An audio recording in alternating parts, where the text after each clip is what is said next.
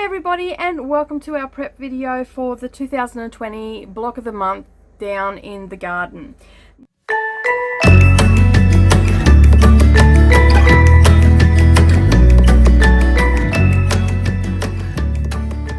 Now this is a club that we have put together, but there's a few people that already had this pattern that wanted to join along in the fun. So this is for them and also our club members. Alrighty, so by now you would have, if you're in the club, you would have already received your block 1 and your material pack along with your floss and everything like that, so you can see everything here. Yeah, so basically I've had a few questions, people that have received them, that they wanted me to just go through the pattern with them so they can work out where everything is and what they need to be doing. And so I thought I'll put this little video together for you so you've got a little bit of a prep video, a little step by step. I'm going to talk about some of my favorite things that I like to use for hand embroidery. First and foremost, I'd like to say that I am not an expert. This is just something that I like to do occasionally. I'm getting better with every hand stitch that I do, but these are just some of the things that I've learned along the way, some of the things I want to share with you. And the whole reason for doing the club was so I could get this quilt done, because I've actually had this since this was first released, and I think that was back in 2010, 2011 maybe. So it's an oldie, but it's a goodie. So if you've received your pack or you've got your patterns or anything like that, as I said, in the pack you've got your enough fabric for all your hand stitching. You would have got your Cosmo floss pack, just like this, and you would have also got your block 1 pattern. Okay, so let's dive into opening up the pattern. So you grab your pattern and you just flick it open. Now if you've already got this, you that's great, just go grab it and we can go through it together as well. But for club members, basically you open it up and you've got a couple of pages there that give you instructions on how to assemble blocks. You've got some stitch numbers there and what stitches they need to be, and we'll go in depth into that a little bit later. You've also got a which I will show you very quickly, which you can see, you've got 2 layout sheets. So you've got one for the blocks and then you've got one for the total assembly with the stitching. Okay, so you just set that aside for now and we'll go through the rest of the block. Okay, so on page 6 of 8 you will notice that you've got your it just looks like it's little bits and pieces here and there, and there's a whole heap of numbers. Now for those that are using DMC, those numbers on this sheet are the ones that you would use, and for those that are in the club that received the Cosmo pack, I've sent you a list in your pack with a welcome letter and also the conversion. So basically whatever this number is, you find that on that sheet, and then next to it will be a Cosmo conversion. Alright, so you can see here that it tells you what to do for the petals and all that sort of stuff. So that's pretty self-explanatory. So you've got back stitch, you've got satin stitch, you've got a lazy daisy, you've got lazy daisy, no you don't have lazy daisy, sorry. You've got the flower petals are using the variegated thread, you've got some satin stitch for the buds, and you've got tiny chain stitch as well, and it goes it just shows you everything that you need to do on that. So that is pretty self-explanatory right there. Okay, then the rest of the pattern just goes on to tell you to read all the instructions before you begin, how to assemble the blocks, and what you need to do, what you need to cut, and how you need to assemble them. So that's pretty self-explanatory. Each page is numbered. I will be doing block assembly videos as well for those that have not done this sort of thing. So I'll go through making a Dresden plate. I won't be giving any sizes out or anything like that, but I'll go through making a churn dash and also a Dresden plate, and then that way you will have a much better idea of what you're doing when you get to those sort of things. I'll even do like the little heart and the needle turn applique the way I do it, which is the cheats way, and I've got a video for that. Alright, so down to the preparation, there's a few things that I like to do before I start doing any block. One is to make sure that I've got all my supplies, which you got in your pack through the club. You've got your enough fabric to do your blocks, and you also got your floss. So I've obviously pre-prepped mine, and you can do that too if you want to. So I cut a, let's turn that off. I cut it big enough to fit in the hoop that I'm using, and the hoop that I'm using is a 10-inch hoop, just a bamboo one, nice and cheap. You can get them anywhere. I'll leave some links down below where you can get them from. Most people generally, if you're a quilter or anything like that, you generally have a couple of these hoops anyway, because you possibly could have done some hand quilting and stuff like that. So you want to have a 10-inch hoop. You can use smaller hoops if you want, and you just have to move it around, but I just like to use the 10-inch one. It's comfortable in my hand. I don't always use a hoop for hand embroidery. It depends what I'm doing, but for these videos I will be using a hoop so you can see what's going on. The next thing that I like to have is a light box, but you don't necessarily need to have one of these. These ones are used by tattoo artists. It's just a pad. So this is A3 in size, and basically, as you can see, it lights up and it makes it super easy to trace out your design. Just with a touch of a button and you're good to go. So what I do next is I cut my fabric, and I've got a piece here that's going to fit in my hoop, and you can see that it is larger than my hoop, so it's going to extend out past. Then what I do, and not everybody does this, but this was the way I was taught. I actually get some woven interfacing, just some lightweight woven interfacing. This one's a Leanne product. You can get Pellon products. I think the Pellon one is 96F is the lightweight one. You can get Whisper Weft is another one that you can get to use on the back of your hand embroideries. My favorite one, and the one that I always stock in my shop for my hand embroidery, is a lightweight iron-on fusible woven by Leanne, and that's the one that I like. It's it just gives the fabric a little bit more stability, and the reason that I like to put this on is because sometimes I don't, as I said, I don't use a hoop. So if I'm not using a hoop and I've got that stabilizer on the back, it's not going to be as flimsy as if it was just the fabric on its own. So you can see here, this fabric doesn't really, like, it's still got a nice feel to it and all the rest of it, and you can by all means stitch through that without having any stabilizer on the back, but you can see here that this is just a little bit more stable.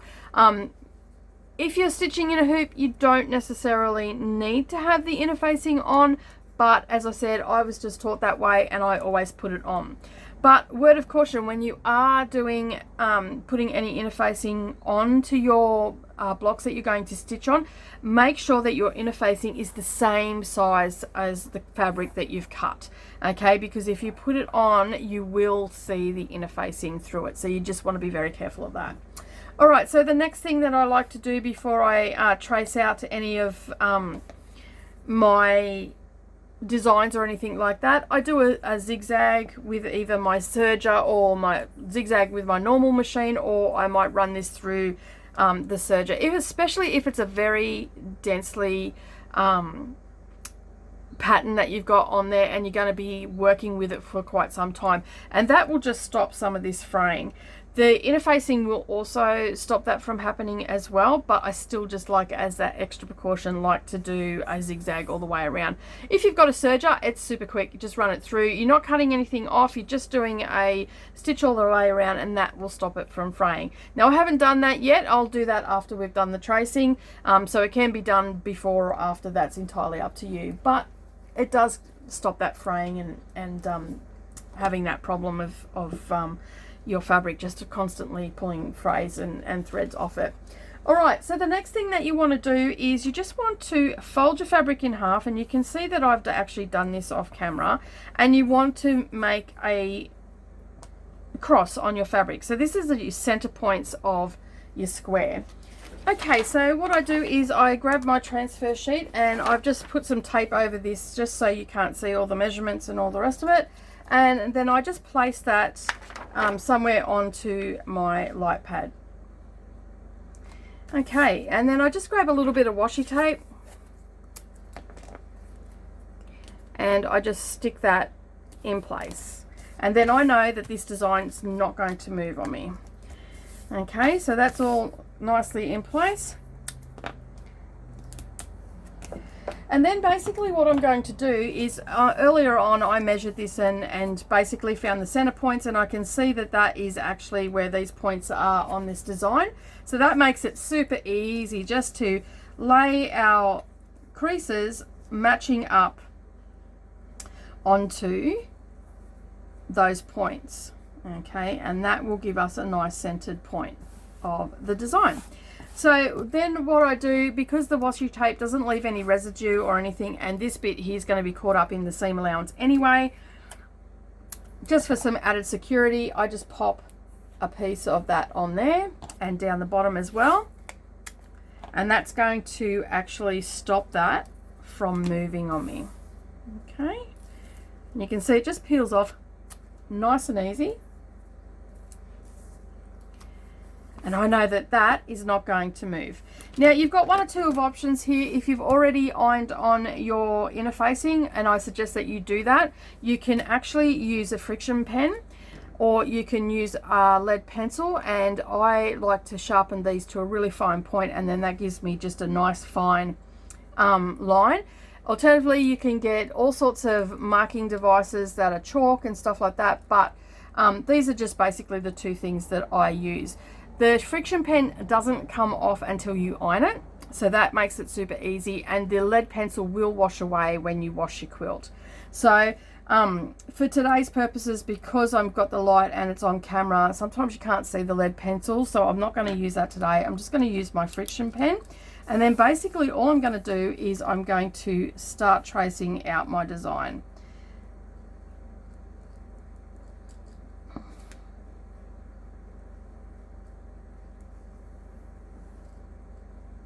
And it doesn't matter what color friction pen you use. You can use a black one, you can use whatever color that you like, but I'm just using pink today because it does stand out very well on the camera.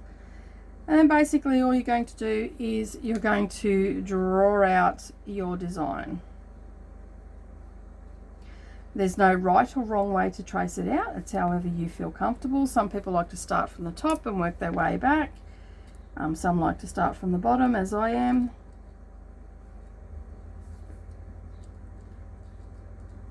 And you just cover every line that you can see through the design.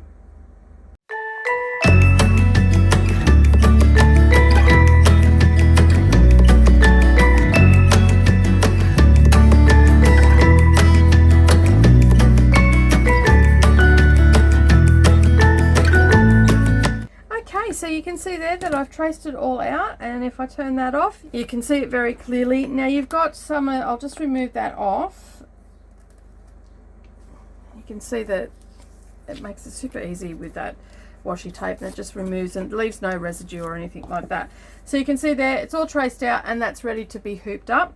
We've also got some of these little embroideries here that you will need to trace out at a later date, and again you just do that exactly the same way. This here is your template for the heart that is on the first block as well, so you want to have trace one of those out to cut out so you can cut out your fabric. And we'll cover all these little templates later on, because this one here is done on the white fabric, whereas these are done on some of the colored fabrics. All right, so you can see from the front cover, if you go and have a look, you'll see where they are, and if you've already got your fabrics chosen, then by all means, while you're sitting here tracing them out, trace them out as well. Once you finish that, you can just then remove it from the light board, and you can see there that the washi tape comes off nice and easy. All right, so once you've done that, you can get rid of your light pad, and then we are going to hoop up. So the next step is to just undo your hardware, and you just do that through the little twisty up the top there, and then you grab your hoop, lay it on the flat area, and then just grab your piece that you just traced out and center that as best as you can onto your hoop. And then you can see here that your hoop has got a little bit of flex in it, and then we're just going to pop that over the top. Now you don't want to have this as tight as a drum or anything like that, because you want to be able to still work the fabric. So that is in the hoop now. As you can see, there is a little bit of flex to the, I'm not sure if that's picking up on camera, but I like to have it not super tight, because I want to still be able to work the fabric. Okay, so just make sure that your hoop is nice and tight and secure, and that way your fabric won't move. All right, so we're almost ready to go. So set that aside, and the next thing we're going to talk about is some needles. Okay, so there's two types of needles that I like to use. One is a bohan needle, and also the John James Pebble. John James Pebble embroidery ones, which come in the pink container, they're probably my most favorite, and then my next, these are almost equal, is the bohan. So I have these because they come in the little container. I have these in sharps, in tapestry needles. I use the tapestry needles for cross stitch. I have them in beading and all that sort of stuff, and I just love them. And they vary in size from, I can't remember what was on the packet, but I'm pretty sure they vary in size from a 3 to a 9. The 3 being the larger needle and the 9 being the smaller needle. So in these ones, it goes, the smaller ones are usually on the outside and the larger needles are on the inside. I tend to use around a 6 or 7. So it's not a big needle as such. I rarely use the 9, so you can see there I don't even think you'd pick it up. The eye of the needle is quite small as well. But they're there in case you have them, and I would suggest that you have a multi-pack of different sizes, especially if you've got to use a few extra strands of thread. Some people say that for outlining and stuff like that, they use 3 strands of the thread. I personally just stick with 2 strands all the way, and I find that a 6 and a 7 needle is perfect for threading without too much hassle. All right, so that's needles. The next thing you would have got is your floss pack with all your flosses in there. And I have had a couple of questions from people that are relatively new to hand embroidery, and have asked me how I strand my cotton. So this is a 6-stranded cotton. It's a Cosmo. We stock this in our store. It's a beautiful thread to work with. It has got 6 strands, as I said, and basically all I do is I pull a piece out, and I usually measure it about 18 inches in length, and then I just snip it off, and then I just tap it, and then you can see there that it's starting to be able to see the 6 strands. And then all I do is I just grab one of those strands and I just pinch it here, and I pinch it the one strand, and then I just pull it out. And then the next one, I do the same thing. A couple of people that have messaged me have said that they get knots and all that sort of stuff. So that is the way that I tend to do it, and I don't have any problem with knots or anything like that. Then I just run the thread through my fingers just to get rid of any kinks or anything like that, and then I just thread that straight through onto the needle. Okay, so that's how I separate my strands, and so you'll get 3 runs at that color out of 1 cut, and it's about 18 inches that I cut. All right, so the next thing that you'll need to have as well is a nice little pair of scissors. I'll put a link down below where to get these. These are great because you can just pick them up and you just squeeze them. They've got a curved bottom, so you can get them close to your work if you need to on the back. And then, yeah, you've got them, and they come with a little cover, and that's it. All right. So you are now ready to start stitching. So we are putting together a live stitch with me on the 17th of February, and we'll be having one each month. So if you want to start stitching now, you can. If you want to wait till the live stream on the 17th, that's fine too. That gives you a couple of weeks to get all prepared, and then on that video we'll announce when the block assembly will be going up, and we will have that done by the end of the month, so it'll probably be closer into the last week of February. And that is it from me today. I think I've covered everything. If you've got any questions, by all means send email to askme.dds@gmail.com, and you can see that at the bottom of the screen now, and I can answer any questions that we have. And I look forward to you all joining me on the 17th of February for our live Stitch With Me, which is this is what we're going to be stitching. Have a great day, everybody, and I'll talk to you all again soon. Bye for now.